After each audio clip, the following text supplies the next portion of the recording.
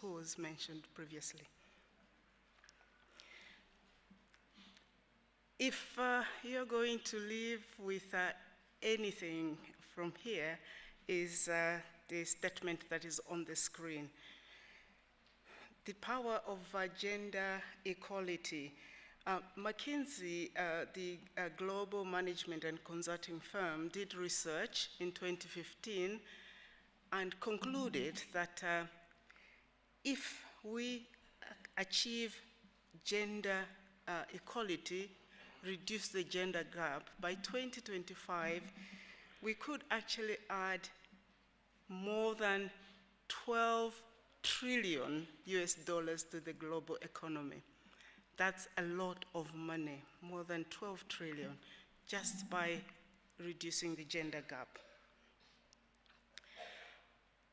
So, what I want to do is to highlight some of the challenges of Malawi, but then to zoom in on gender equality.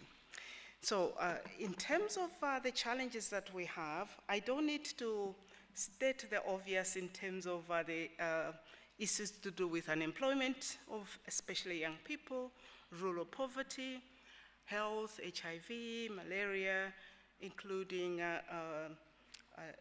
non-communicable diseases, climate change effects, loss of biodiversity, food insecurity, governance and accountability, low levels of education and skills, population dynamics, as well as the gender equality that I mentioned. And I'm thankful to Ms. Mjueni for highlighting the 2063 Malawi 2063, apologies, there's a vision there. We'll learn, next time we won't put a vision at the end.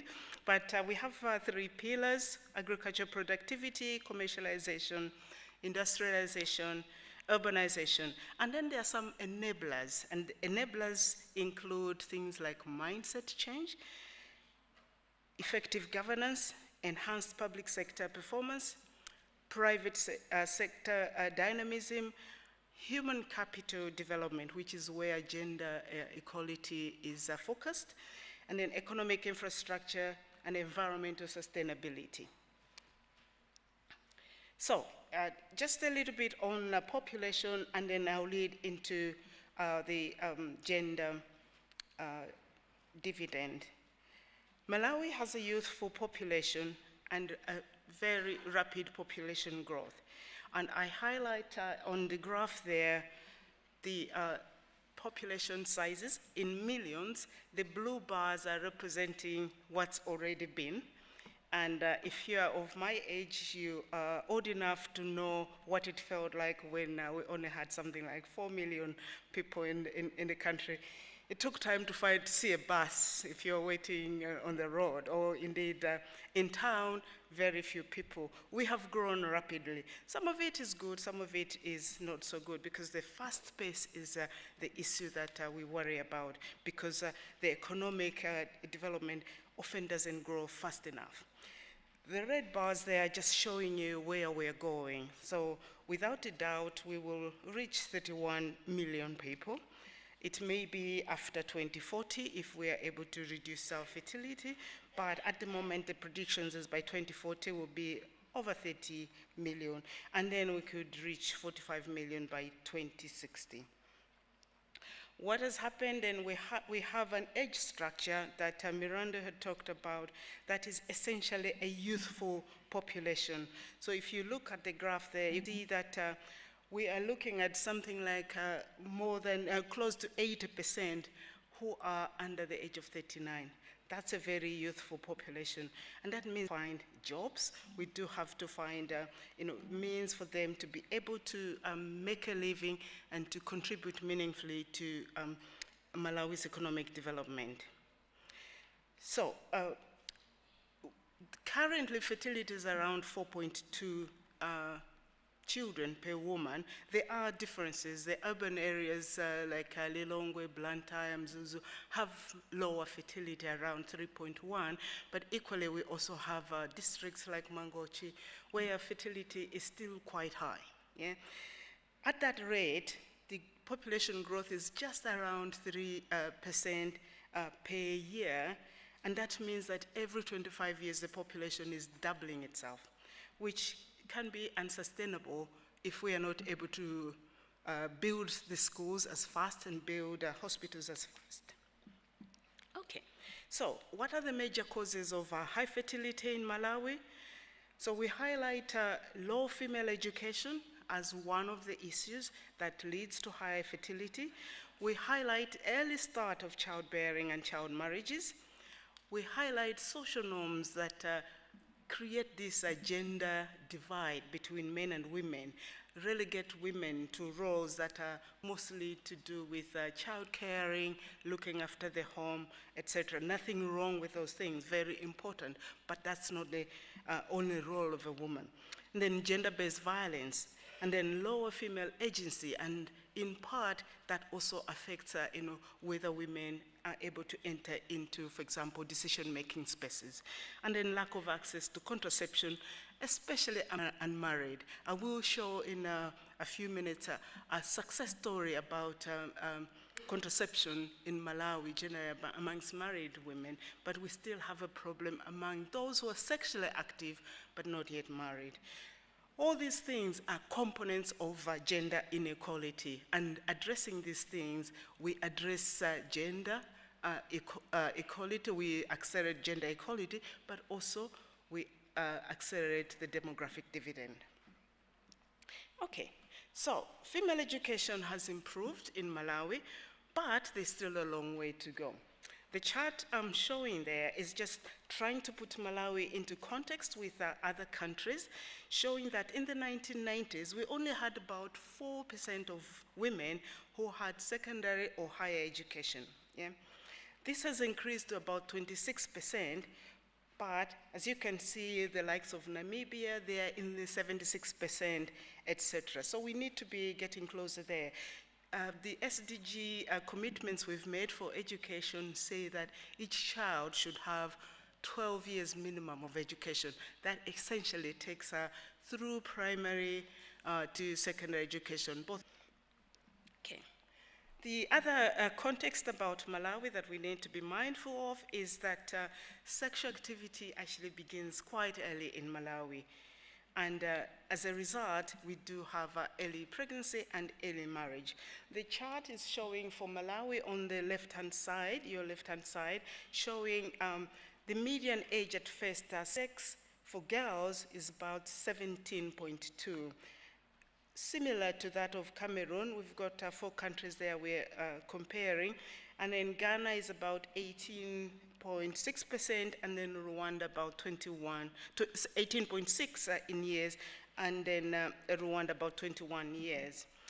The issue about Malawi is also look at the age at first marriage, 18.3, and then median age at first birth is around 18.6, showing that essentially a substantial number of the young girls who are getting married are being pregnant before they get married, and that's why you have a small gap there. So the issue to also trying to address child marriages is also to prevent pregnancies in the first place. Okay, so gender inequality matters because it impacts females from childhood throughout to old age. We see in our own families, from the way young babies, girl babies are treated to boy babies, and then in childhood, as you're looking at schooling, I do remember Your Excellency listening to your own story about preferences that were made for your brother to go to school, and not you, but then eventually being able to have that opportunity to go to school. So families sometimes have to make choices, and that does affect girls as well. The effects of gender inequality are particularly detrimental in adolescence because this is where gender stereotypes are formed. Yeah? Girls stay in the house, cook, clean up for everyone, and then go and study at 10 p.m. when you're tired. Stereotypes are formed there, but also girls are vulnerable to early marriage, early childbearing, and domestic work exploitation. girls are not prioritized in schooling, and then girls are vulnerable to gender-based violence. Okay, so I've borrowed a nice framework that I thought captures the impacts of gender inequality. This is from work by Woodon and Delabrea. It looks at the different domains of gender inequality. Inequality affects and is affected by fertility and population growth, affects health, nutrition, and violence, affects educational attainment and child marriages, affects labor, earnings, and productivity, also decision-making and social capital. And then on the household and macro level, we have welfare gains when we actually achieve gender equality or are making progress towards gender equality. We do have the welfare against smaller family sizes, but also women able to contribute with cash incomes, as well as a more enabling environment where women and men live in harmony and respect for each other. But then increased earnings. Then government also saves when we have, say, a much slower population growth, because what happens is that resources then don't have to be pushed year after year into making more spaces for schools, child services in health, etc. We can actually invest in things that increase our productivity. For example, being more digital literate, better infrastructure that then invites more domestic as well as foreign investment. And then the other thing is the social, cultural, and emotional benefits that arise from more harmonious and better respect between the sexes. And then the aim of this dialogue is to say this then can lead us to our medium as well as our long-term Malawi 2063. All these impacts are connected. So, for example, when you look at fertility and population, you can also see that that will have a bearing on education, will have a bearing on family welfare, will have a bearing on earnings, etc. So just a little bit to unpack there. So with the interlinkages with fertility and education, gender inequality can manifest in harmful practices, as we already know, childbearing, early marriage. In other communities, we know of female genital mutilation, etc. All these things have a bearing on the welfare of girls. So using the data from the 2015-2016 Malawi Demographic and Health Service, we saw that nearly 50% of girls were married by the age of 18. I listened carefully to what Ms. Mjuweni said, that the numbers seem to be going down, but still, if it's still 30-something, it's still 38% too high. We need to really reduce child marriages. And then 43% of girls are mothers by the time they are 18. That's also a very high number. And then early childbearing is linked to lower contraceptive use, and lower contraceptive use, as I said, high fertility, and then rapid population growth. But also, girls drop out of school. That means they have low educational attainment. Low educational attainment is linked with high fertility because essentially you drop out of school. What's the next thing for a girl in a rural village to do? To get married, have babies, or indeed even without the marriage. In Malawi, we need to progress. Mean years of schooling for girls is around 4.1, and then for boys is 5.1. I listened to a very interesting statistics from the World Bank.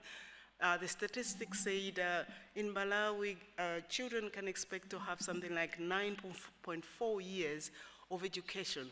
However, because of the quality adjusted brings us lower to around 5 years or 5 or 4 point something per child. So essentially, we're taking our children into school. We need to improve the quality of education so that there is a real learning and indeed a benefit to that.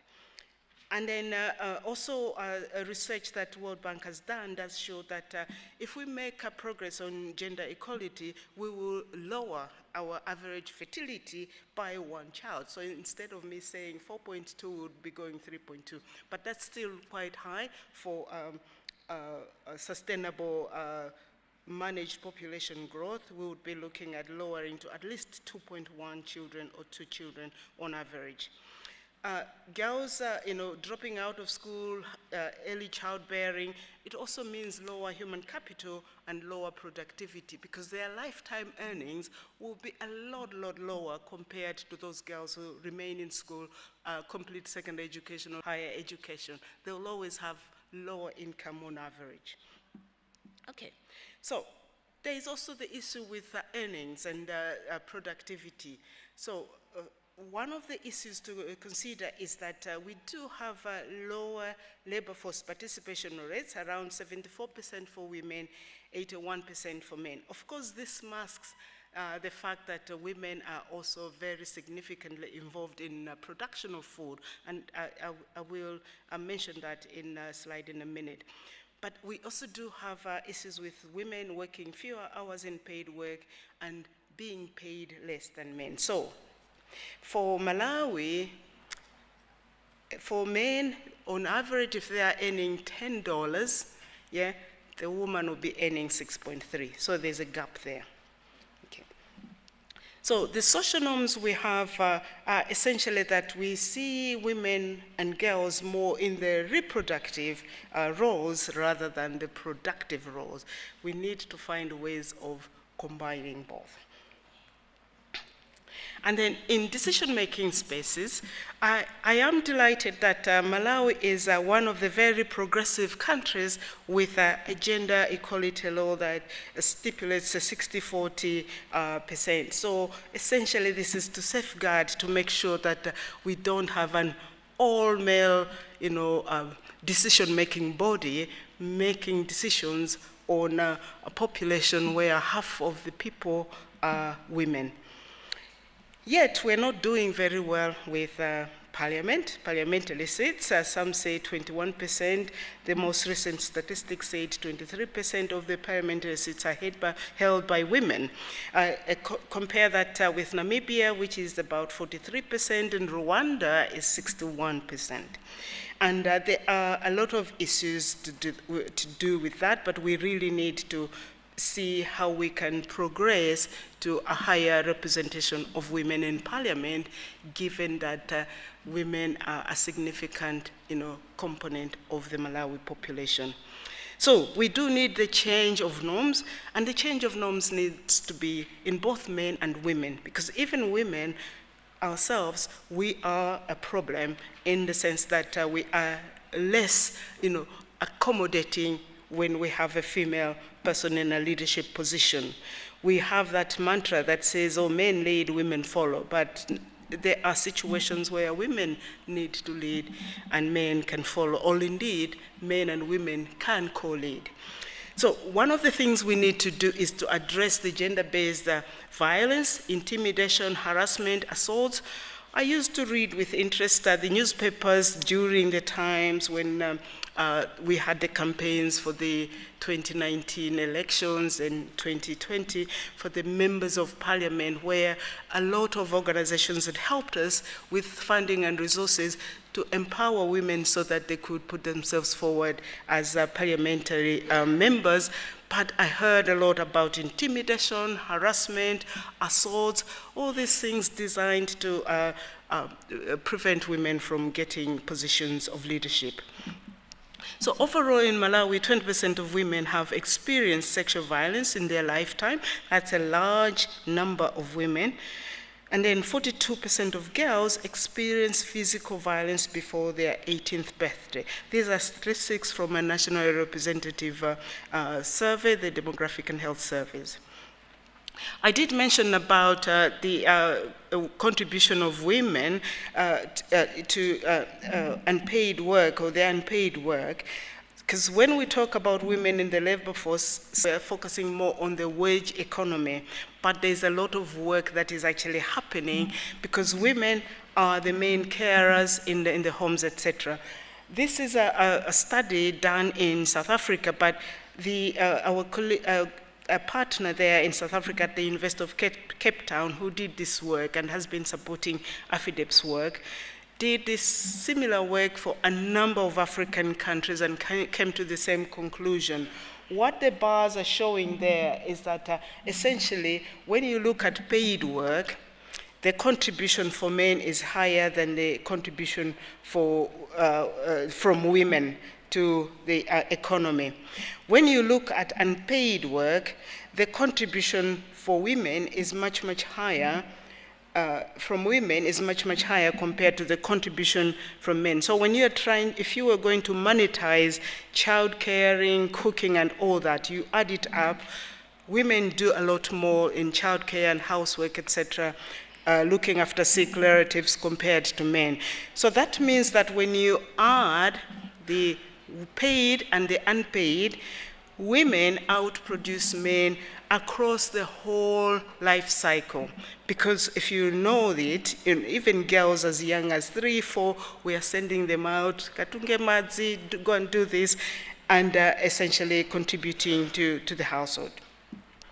So, I didn't also mention about one of the success stories that we need to be celebrating about significant progress that we've made to contraception. So the chart there is really just showing how far Malawi has gone with access and use of contraception, particularly for married women. We are over 65, and that's actually much, much higher than majority of the countries in the world. Some of the highest, I think we're looking at around 70. So we're not that far away from the highest, yeah? So great news, and well done to the Ministry of Health, Ministry of Gender, and all the others, and well done and thank you to all our development partners. We still have the unfinished story, which is what I said, that when you look at those who are sexually active, but not married, we have 68%, for example, of adolescents who are not using contraception. We know what happens with that, and no contraception but sexually active, next is a baby. So finally, what must the government of Malawi do to address the gender gap? And in saying that, I also acknowledge what must the First Lady do to address the gender gap. I acknowledge the work that you're doing with our foundation to raise education of girls, and I just want to encourage you to do more as a partner with the government of Malawi to make sure that we are supporting our girls, we are supporting also our boys, to both in school and both out of school. We do want to see progress in skills development so that they can be contributing members of society. As we say, the interventions during adolescence, they yield greater dividends, and they're often cheaper than trying to reduce the gender gap in later years. We do need funded programs to reduce child marriages and early childbearing. Resources need to go in there. Yes, a law has been passed, but on the ground, what do we need to be doing? We do need more resources. I'm sure Honorable Kaliati has some ideas that she may share with us later on. We do need gender-responsive budgeting that actually acknowledges the differences between men and women, acknowledges the different impacts of what's happening in society, acknowledges that we do need sometimes a lift up to ensure that girls and boys are at the same level. And we do need the resources to continue the story to accelerate fertility decline. Finally, I want to just highlight something that is important to me, which is about the investing in education of our children.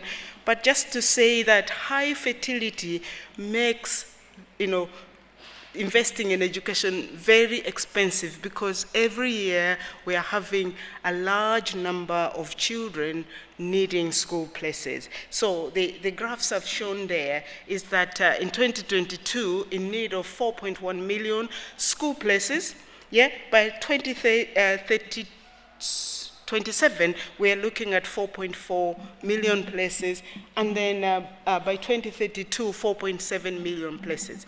Secondary school, 1.8, 2, and then 2.2. In terms of what it means per year, this is the stark story. So between now and 2033, 2032, every year we do need an additional 58,300 places for primary school, and every year we need an additional 33,120 places, secondary school places, to just get all our girls, all our boys reach that 12 years of education that we've committed to through the Sustainable Development Goals. So those are large numbers. We have no choice. We have to invest, because not investing is not a palatable scenario at all.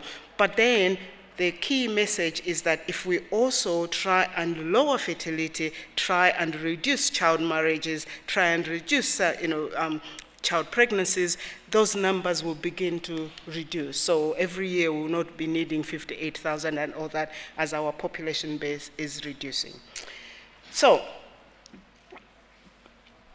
I think the final one is the reducing the gender pay gap.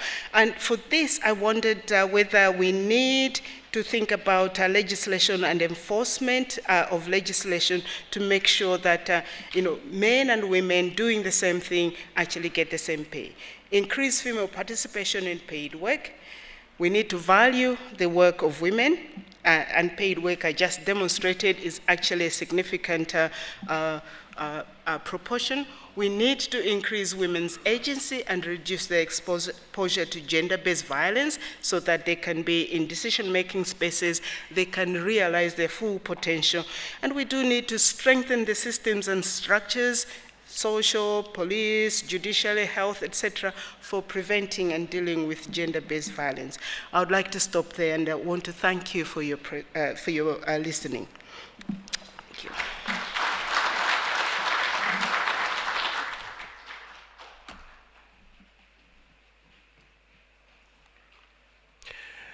Thank you very much indeed, Professor Madise, for that keynote address. She is the Director of Research for Sustainable Development Policies and head of the Malawi office of AFIDEP. Quite an overload there, and we would like to unpack it and bring it down to the ground to something that we can easily digest. For that reason, we are going to have a quick discussion over the a keynote address and see what different sectors of the society have to say about the issues that have been highlighted. May I therefore request that our panelists prepare to come up front to participate in a panel discussion that is going to be moderated by my very, very able friend, Chimwemwe Kujaliwa. Our guest of honor, allow me now to hand over the microphone to the panel discussion moderator, Chimwemwe Kujaliwa, to take us through the panel discussion. Thank you very much.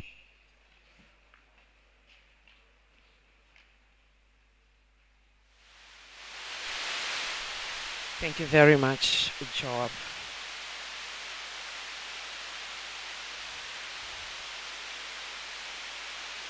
Quickly, let me just call upon the panelists to move forward and get seats up there. Dr. Matthew Ngwale, who is the chairperson of our Parliamentary Health Committee. Make yourself up there. Let me also have Dr. Limbikani Kamlongela, representing civil society. Thank you very much. Let me also call upon Miss Michelle Makina, who is representing the youths. Let me call upon Traditional Authority Bwananyambi, representing traditional leaders. Zigoma Wambira Mai.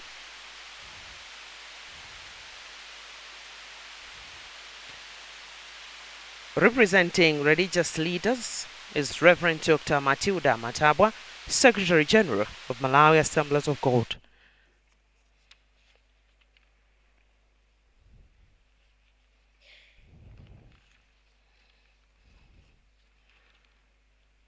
Your Excellency, as we continue with the spirit of harnessing the gender dividend in accelerating the achievement of Malawi 2063, we are going to have a health discussion here, as already alluded to the first speakers that we had about the healthy discussion that we are about to have.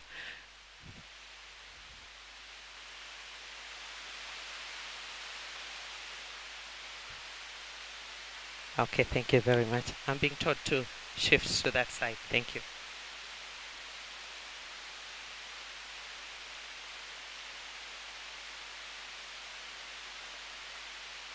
Thank you very much.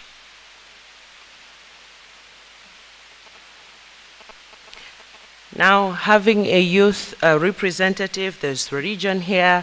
We also have a traditional leader here representing traditional leaders. Mfumu zikomo kwambiri kuti muli nafe kudzayankhula nawo nkhani imeneyi zikomo kwambiri.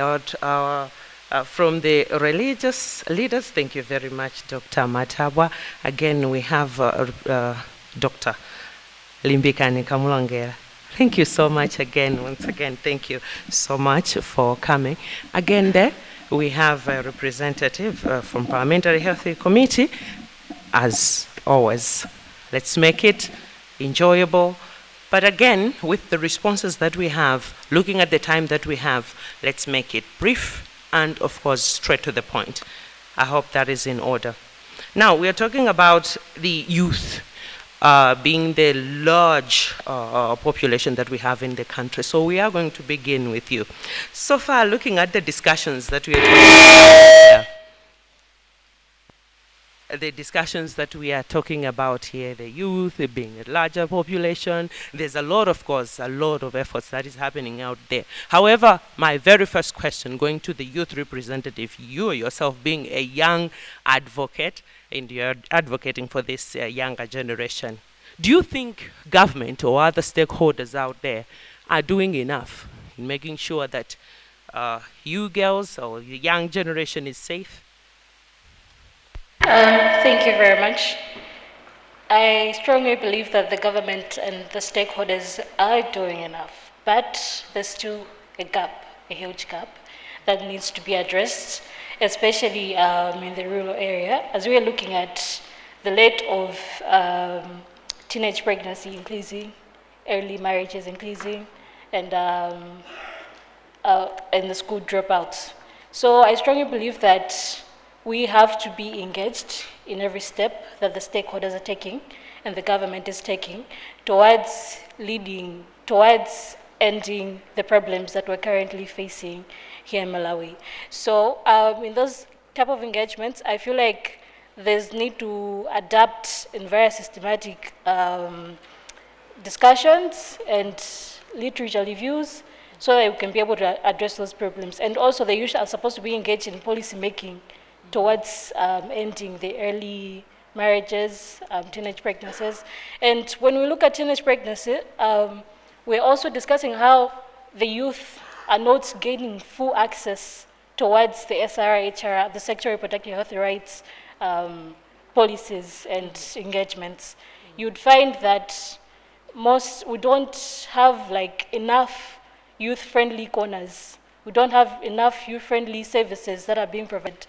You'd actually go there wanting to access the service. For example, you want to collect contraceptive pills, and at the end of the day, you're being judged of wanting to safeguard yourself, not wanting maybe to get pregnant. Yeah. So it's not that friendly. That's why you hear that we have a huge rate of increase in early pregnancies. And also, when we're looking at social norms, I just feel like it has to start from the base. The traditional leaders have to engage their people in community to make sure that they're now adapting to the policies that are now there, not leaning back to the things that are from the old times, like back in the 90s, 80s, whereby when you start your periods, that's when you have to get married. So the traditional leaders have to be engaged. the people back in the rural villages have to be engaged. That, oh, okay, this is what is happening now. They have to let girls go back to school. They have to let them to make their own decision. Thank you very much. Beautiful there, beautiful there. You've talked about being engaged, and you're talking of traditional leaders. You've talked about policies that are there out there to be more engaging to you. Now, I'll go to the Parliamentary Health Committee chairperson, Dr. Matthew Zungwala, being an MP.